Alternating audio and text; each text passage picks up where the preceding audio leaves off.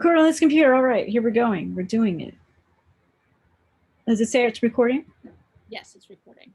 Okay. So, like Candace, this is our MailChimp platform. MailChimp is what we use to send out e-blasts, or as MailChimp calls them, campaigns. When you log into MailChimp, you'll come to this dashboard. It's registered in my name, so that's why it's welcoming me back, as opposed to the Harvard Public Health Review, though the login credentials are Harvard PHR. What you'll see on the dashboard is the latest campaign that we did, and this here is the title. We sent it out to 17,141 people. So this is obviously a little bit different than Outlook or Gmail, where you wouldn't be sending out one message to that many people. This does this in a way where it doesn't, inboxes don't register it as spam. You can also look here. These are the metrics for our last campaign message to that many people. This shows that 12% of the people opened it, how many people were clicking through. Another important metric is like successful deliveries. It went out to successfully to about 14,000 people, which means that there were 3,000 bounces or whatever. We don't sell anything, so we don't really worry about this revenue or whatever. What we're interested in and what we do want to see in terms of our gains is how many people clicked through. So we came in just shy of 2,000 clicks, and those clicks mean people who were interested in becoming board members or editors, reviewers, and people who wanted to submit. So this was a pretty successful message. In terms of this 12% in the nonprofit sort of editorial arena, 12% is where you want to be. Obviously, we want to be higher, but this is not low by any means. You can also click on it and have a look at it. So you can see a bit more information and demographics. But what we're really interested in is learning how to create these messages, and then what we can do with them once we have created the message and sent it out. So the first thing when you want to create a campaign to send out is you don't want to start with recreating the wheel. Rather, what you want to do is come in and find an old message and then build from there. So our last message that went out and did really well is our HPHR releases 4 new calls for submissions. You can see it had 2,000 opens. You're going to click here and you're going to replicate the message. It's opening. So, so my understanding is not recreating the wheel, and the way we've used MailChimp then in the past is that we're mostly just, there's only a few different types of campaigns that we tend to run, and then we just keep replicating them each time we do a new call. Yes. So the campaign is like a weird name for just e-blast. I don't know why they call it campaigns.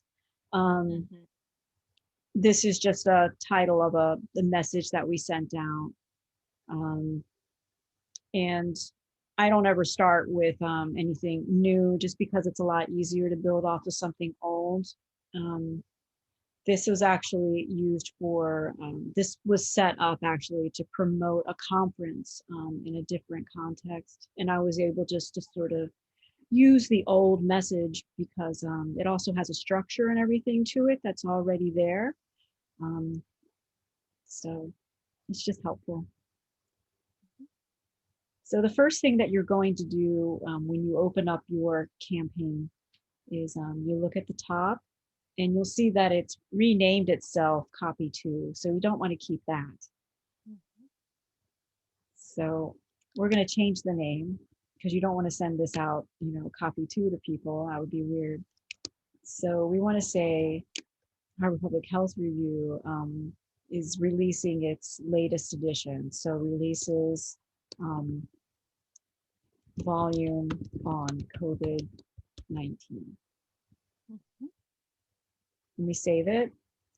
The next thing you're going to want to do is you're going to want to look at your recipients. And now this is our audience. And this is the power of the SurveyMonkey, or excuse me, SurveyMonkey, our MailChimp platform.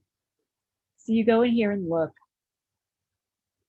Now, all of our people that we send things to live in something called Final List, and this is a massive mailing list here.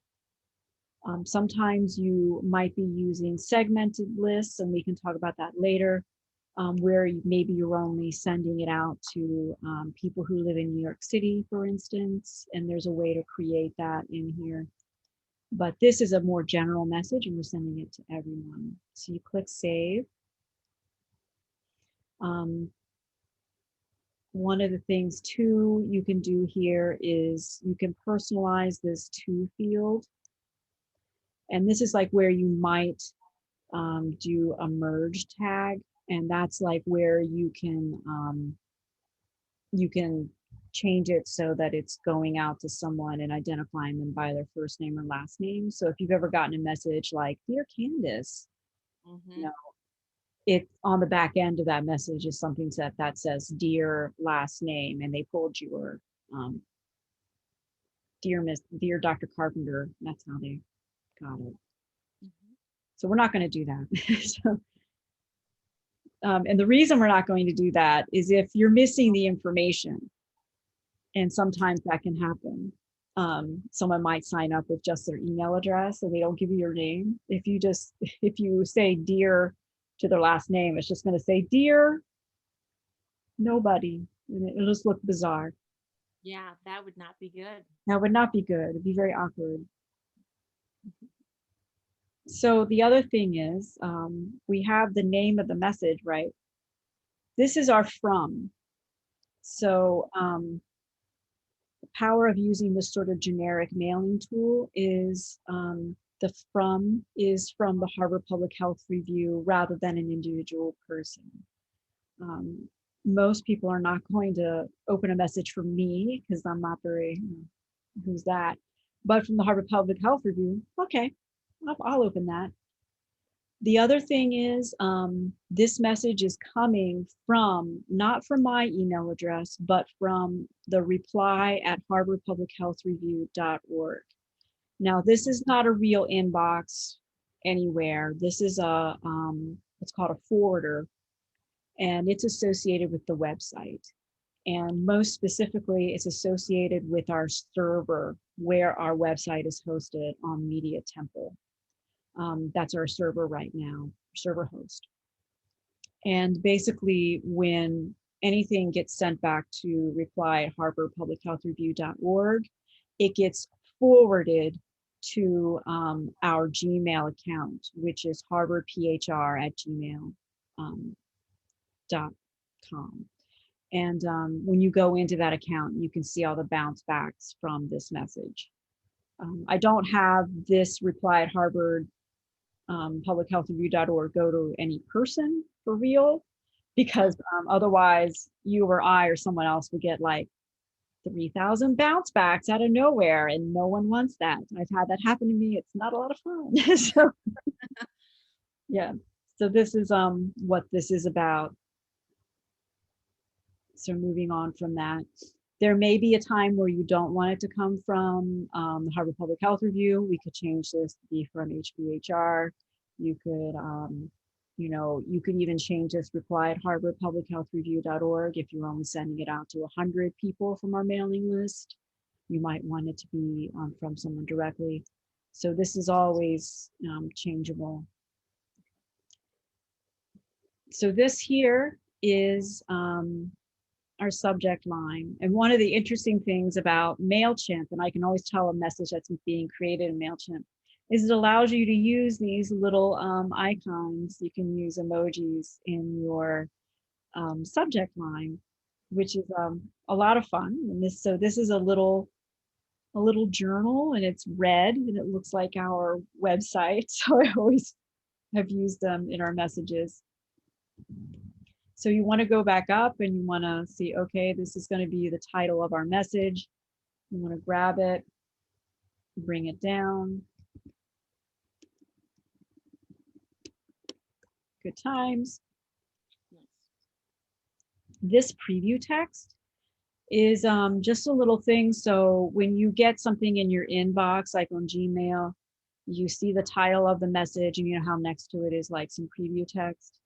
Right. So this is just kind of like, why would I open this? Then we can say something like, um, read the latest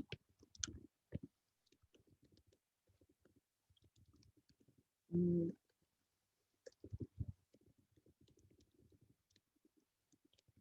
not wed to this, just it's just a way to get people just something here for now to open it up. Mm. It has some guidelines that pop up, as you can see over here, to keep this short and sweet, um, and make sure it's not too long or anything. And it keeps tracks of your characters. You don't want to do a great big long subject line. I've worked in nonprofits where they want to like tell the whole story, and yeah, you don't want to do that. Short and sweet.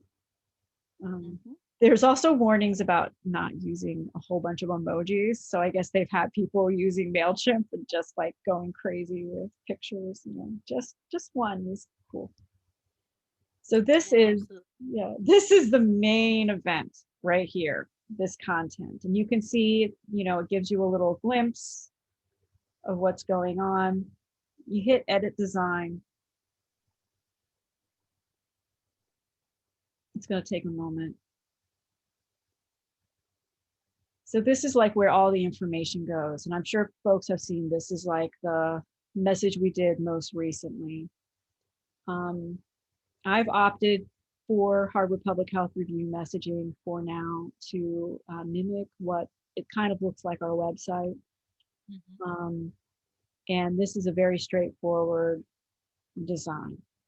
Um, there are templates and stuff out there, and that doesn't mean we can't use them or anything, but just for now, I took, this is our logo. This is an image right here at the top, and this is basically our header. It kind of announces, from Harvard Public Health Review. It also connects with our branding through the website as it is right now.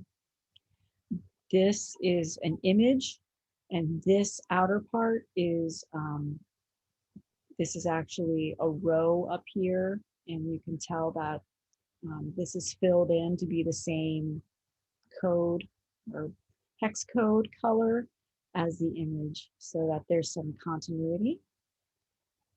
If this was by itself, it would look a little too small um, for the eye. This is a header. You can see that it's header 2 in size, and it repeats pretty much word for word what is in the title. So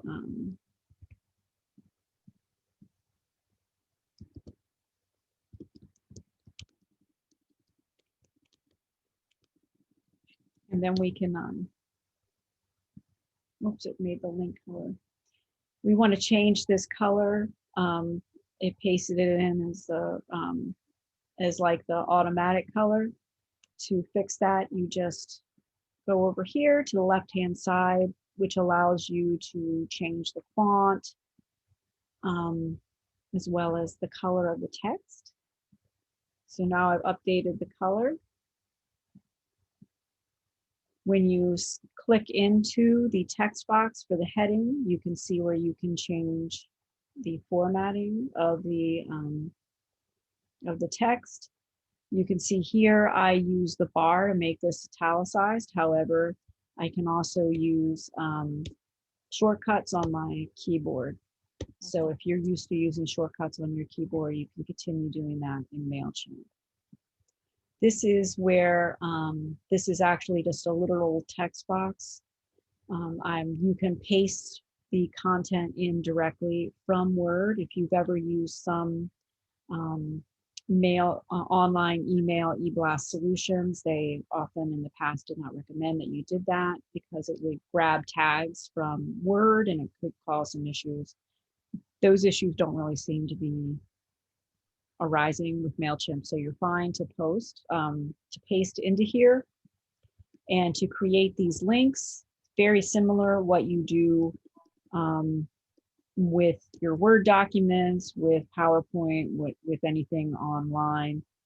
If I go into here, you can see I made, I just pasted it in, and then you would just insert your link, and you can see this is ready to go. Now, the default color in MailChimp is a blue. I thought for some reason with this particular message, it would stand out more if it was a weird red, but you can certainly change the color to blue. You can see that it is keeping the red color of the text. To make this blue, you would have to go into, it's doing something it wants to do. You would have to go back over here and change the color there. So now you would have your more traditional looking blue links. These are obviously bullet pointed links to various subject lines. I did not create these with headers. This is a text box and I use the bullet points, and I made these all bold and I linked them directly to, these actually go to PDFs that are on our website, and that's for a different video. But needless to say, it keeps things more simplified the more you can link out from your message as of putting a bunch of text in there. Again, with a link, here you can go here to go submit your manuscript. This is not an image, this is a button. The button is something that you add in from MailChimp. If, whoops, I recreated that.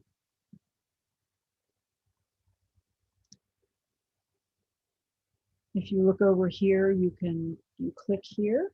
And this is another reason why we don't recreate from scratch. We just like sort of refashion the wheel that's already here. This button has already been inserted in. And if we wanted to, let's say, have this go directly to the Harvard Public Health Review, you can say this.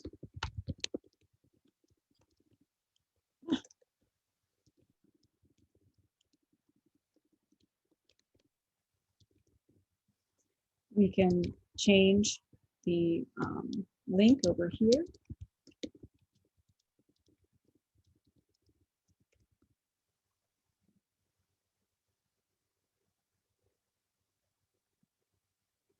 Mm-hmm.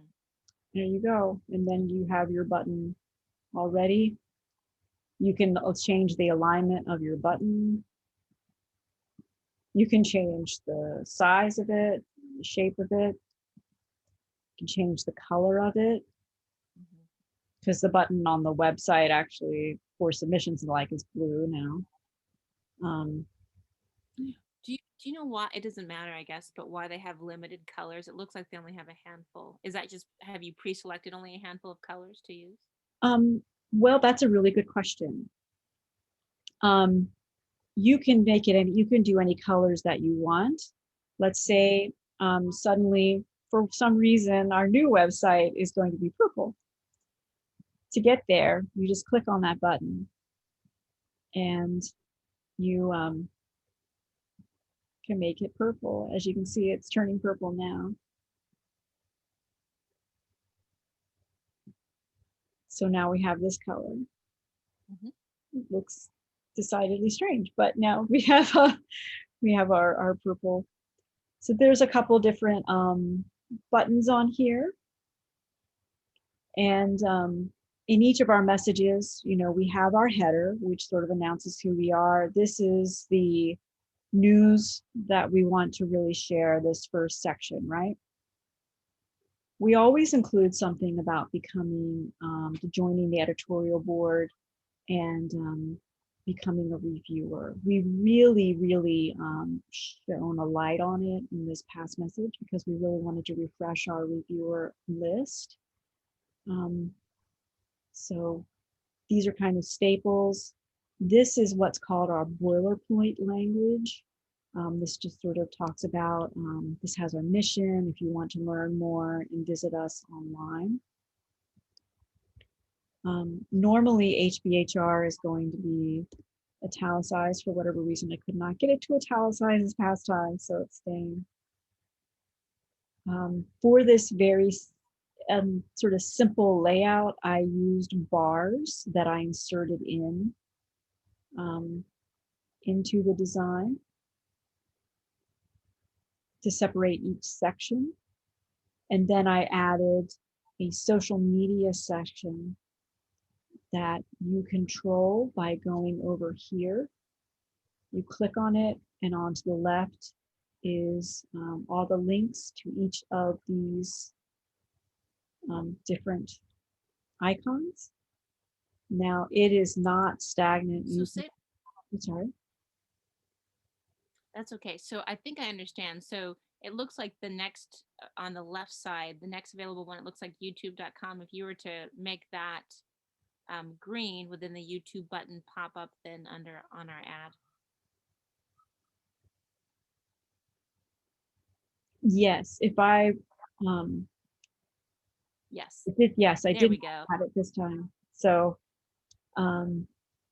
we would just put the link in, and you would add it in. So I don't think this is the exact link, but just to have it there.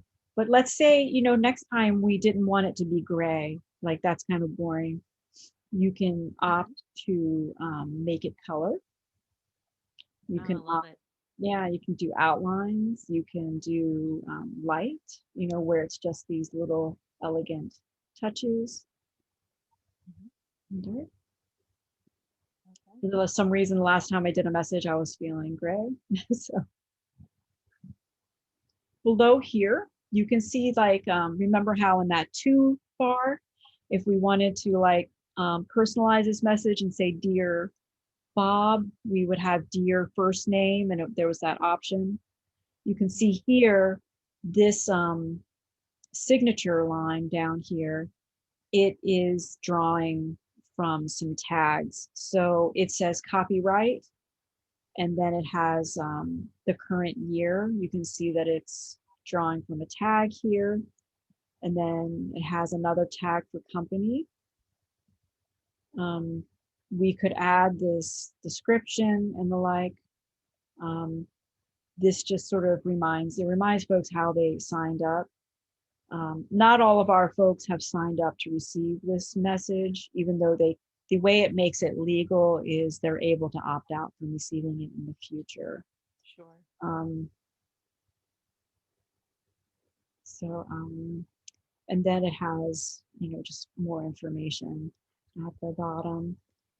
MailChimp wants you to like help promote them. So even though we have a paid subscription with them, they still manage to weasel that out. I think this is fantastic. I mean, I'm thinking about in other endeavors that I've done before, like how this would have been great because I think I was doing like the whole me and my team were doing the whole individual email Yeah. thing and getting bounce backs, and this is a game changer. How long has MailChimp been around? They've been around, I would say probably like, 8, 9 years, maybe a little longer. I remember like the first time I did something with a company like this, it cost like $2,000 a month. I mean, the old platforms cost a lot of money, and now MailChimp, you can do it for free if you're only sending it out to like 100 people or something. We do have a paid subscription to send out to such a large number of folks, but as we move forward and we start expanding our brand and start rebranding with the new website, these we're not wed to this template. We can do messages with different templates. Here's some examples of templates that they have. You can go into the gallery and look around as well. You can also look online to get templates. Let me. So now that we have our very strange message going here, let's say you thought, oh, great, let's send out a message with red and purple in it. You can then start testing. And one of the things we always have to do with these messages is test to make sure that what we're seeing is what we get. This is called like WYSIWYG or GUI interface sort of design. So this is kind of what it's going to look like on, let me resize it. This is what it's going to look like on a desktop. And then this is what it's going to look like on a mobile phone. So, and then what's very nice is you're going to exit preview mode. You can go back and you can do a test message. So,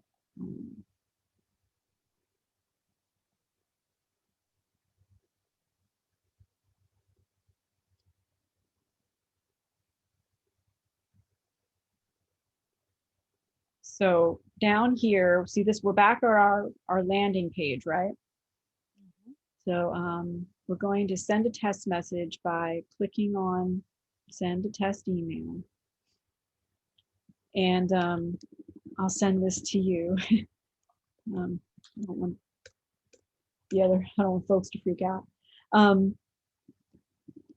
You put this, you can put your email, you can put like, if you're working with someone, you can put their email in here, and then you just hit send. And you can include like some information about the message if you want by clicking here. It's going to take a moment because we're running Zoom.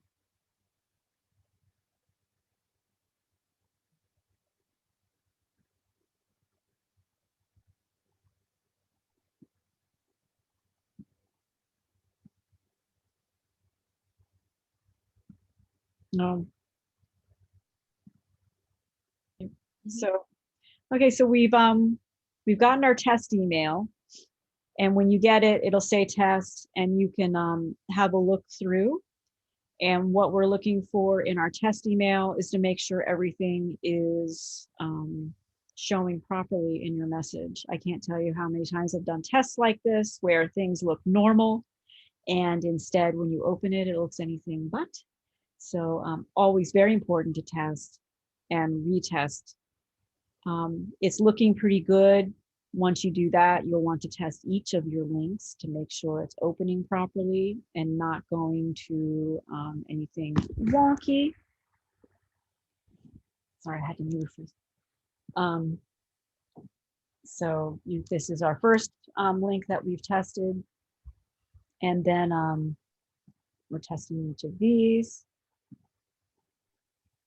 I remember when I was testing these for this particular message that we're using as a sample, these links were going to the wrong PDFs, so I had to fix it. And you can imagine what kind of confusion would have happened if I hadn't tested. So, so that's that piece of it. And then once you are ready to send, you can go in and up here, you can send it. If you hit send, it will send out immediately. And that always makes me very, very nervous because I cannot tell you, I've had a couple different clients who have been like, I'm just ready to send. I don't want to schedule it, just send it. And immediately, right when it was sent, they're like, oh, we want to change something. And you can't really stop it. The system is like, I cannot wait to send this to 17,000 people at once. So I always recommend that you go in and you schedule the message. You just open up schedule. You can set it for like 15 minutes in the future. And you'll feel a lot better knowing that in that 15-minute period, if you need to make a final change, you have that option to do so. With our plan, we have so many emails that we can send every month. So just keeping in mind that there are limitations on how much we can send out because we do have like 17,000 people on the list. We can easily hit, 100,000 emails a month pretty quickly just by sending out um, five mass emails, what they call campaigns in a month. Down here, there is an option to repurpose this message on our social media. I've done this a couple times with MailChimp. It's okay. Okay. It's a way to get things started, especially, if you don't have everything lined up in our social media right away. You can just get this out onto our Facebook, our Twitter, and our Instagram like that. It goes out. You can see what it looks like here, just as a general rule. If you want to update it a little bit, you can go in and let's say you want to make sure you add some tags.